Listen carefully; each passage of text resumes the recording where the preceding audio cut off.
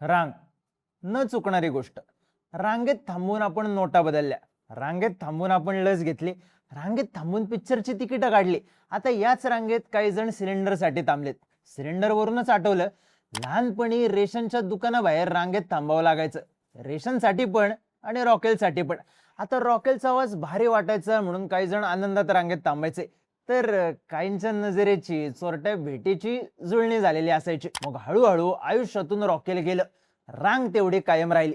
पण एवढ्या सगळ्या राड्यात आयुष्याचं चक्र गोल फिरलं, कारण आता रांग परत आली आहे आणि रॉकेलही कमबॅक करते.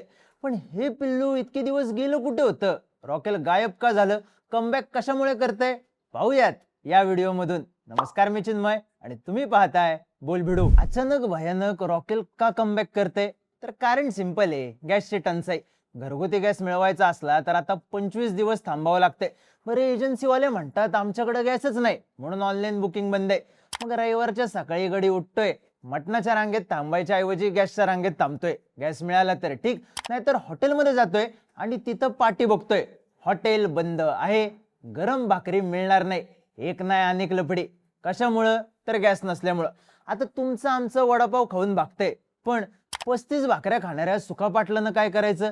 गॅसची टंचाई बघून सुखा पाटील म्हणत असेल, आयला स्टोव्हवर जेवण बनायचं तेच बरं होतं.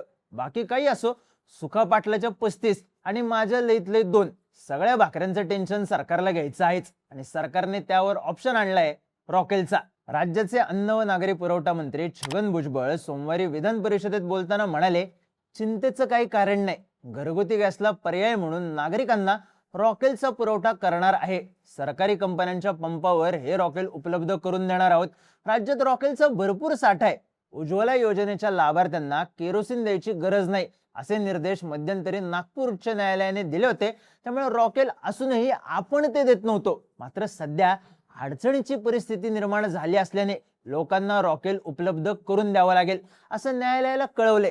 जे डीलर्स पुढे येतील त्यांच्या मार्फतही रॉकेल दिलं जाईल. केंद्र शासनाच्या आदेशानुसार 12 मार्चला राज्यात 3744 किलोलिटर रॉकेलचं वाटप केलंय. थोडक्यात कसं आहे, वेळेला कोण धावून आलं? रॉकेल. पण शेठ, स्टोव विकून टाकले, रॉकेल घेऊन करता काय? प्रश्न बरोबर आहे, पण स्टोव का विकले होते? कारण रॉकेल बंद झालं होतं. सरकारनेच बंद केलं होतं. आता फटक्यात सुरू केलं, पण बंद करताना मात्र टप्प्याटप्प्याने केलं. 2003 मध्ये केंद्र सरकारने केरोसिनच्या फ्री इम्पोर्टवर बंदी आणली. तेव्हा असा नियम करण्यात आला की फक्त सरकारकडून चालवल्या जाणाऱ्या कंपन्यांनाच केरोसिन मागवता येईल. हा निर्णय घेण्यामागे कारण होतं, डिझेलची विक्री कमी झाली होती. पण अर्थात सरकारकडून का होईना पण रॉकेल भारतात येत होतं. 2016 पर्यंत रॉकेल स्वयंपाकघरातही वापरलं जात होतं. अर्थात प्रमाण कमी झालेलं, पण एखादं कॅन्डल रॉकेल तर असायचंच. आडी अडचणीला लागेल, गॅस संपलं तर काय करायचं, अशी दूरदृष्टी असणारी जनता आपल्या घरातच होती. आपणच त्यांना येड्यात काढलं. असो, 2016 मध्ये केंद्र सरकारने प्रधानमंत्री उज्ज्वला योजना आणली आणि त्या अंतर्गत कित्येक घरांमध्ये शेगडी आणि गॅस पोहोचले. स्टोव्ह, चूल यांचा वापर बंद झाला. चुलीवरचं मटण ते चुलीवरची मिसळ यांना डिमांड आली, पण ते सगळं हॉटेलमध्ये. घरात आधी रॉकेल अडगळीत गेलं आणि मग स्टोव्ह. 2022 पर्यंत 9,17,00,000 गॅस कनेक्शन देण्यात आली. तर उज्ज्वला 2.0 या योजनेअंतर्गत 1,18,00,000 कनेक्शन देण्यात आले.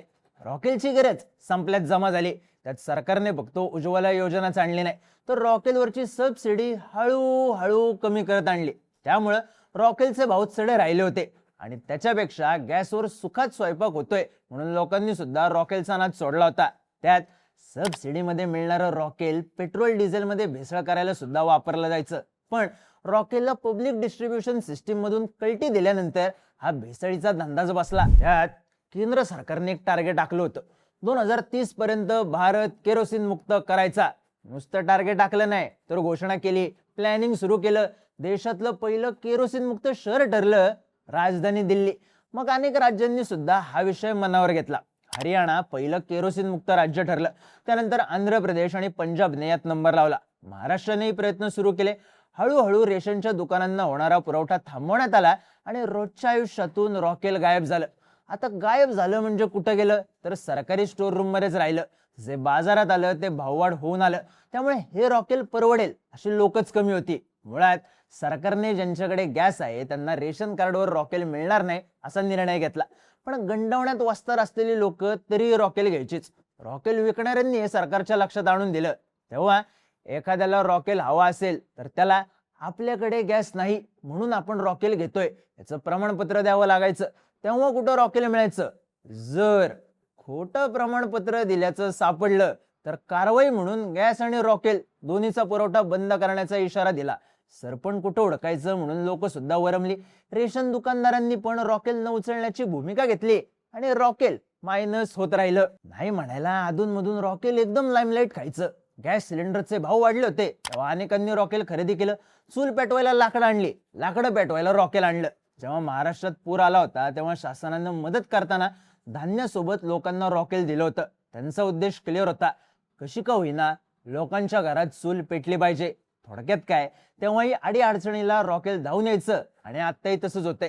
कारण इराण इस्रायल युद्ध आपल्या ताटापर्यंत येईल असा अंदाज कुणालाच नव्हता. पण स्ट्रेट ऑफ हॉर्मुझ बंद झालं, क्रूड ऑइल एलपीजी यांचा पुरवठा थांबला आणि गॅसचा तुटवडा तयार झाला. हा तुटवडा डीप जायला लागला तेव्हा आधी व्यावसायिक सिलेंडरचं डिस्ट्रीब्युशन थांबलं. MIDC मधल्या कंपन्या बंद झाल्या, हॉटेल बंद झाले, हॉटेलमधले मेन्यू कमी झाले. पण विषय घरगुती गॅस पर्यंत पोहोचला आणि थेट केंद्र सरकारने सांगितलं, भारताकडे पेट्रोल, डिझेल आणि केरोसिनचं कोणतंही शॉर्टेज नाही. त्यानंतर LPG वरचा ताण कमी करायला पब्लिक डिस्ट्रीब्युशन सिस्टीम मधून केरोसिन उपलब्ध करून दिलं जाईल असं सांगितलं आणि लकी द रेसरच्या ब्रह्मानंदम सारखं रॉकेलने कमबॅक केलं. अर्थात शॉर्टेज नसलं, अगदी देशभरातला वापर 94% कमी झालेला असताना केरोसिन आहे पण स्टोव्ह नाही अशी गत फिक्स होणार आहे. पण काहीच नसण्यापेक्षा काहीतरी असलेलं बरं, कारण कित्येकांसाठी हा रोजच्या जगण्यातला महत्वाचा विषय. अर्थात पुन्हा रॉकेलचे दिवस यावेत अशी इच्छा कोणाचीच नसेल, पण टंचाई वाढली तर गणित गंभीर होईल. मग पुन्हा रॉकेलच्या रांगेत थांबायचं, पुन्हा स्टोव्ह साफ करायचा, अडगळीत पडलेलं रॉकेलचं कॅन काढायचं आणि स्टोव्हची पिन हुडकायची. एवढं सगळं रॉकेल आलं तरी करावं लागणार आहेच. पण तेवढ्या सगळ्यात एकच आनंद आहे, रेशनच्या दुकानावर पिल्लू परत येते. आपलं होतोय की नाही माहित नाही, यावर्षी रॉकेलचा तेवढा कमबॅक होतोय.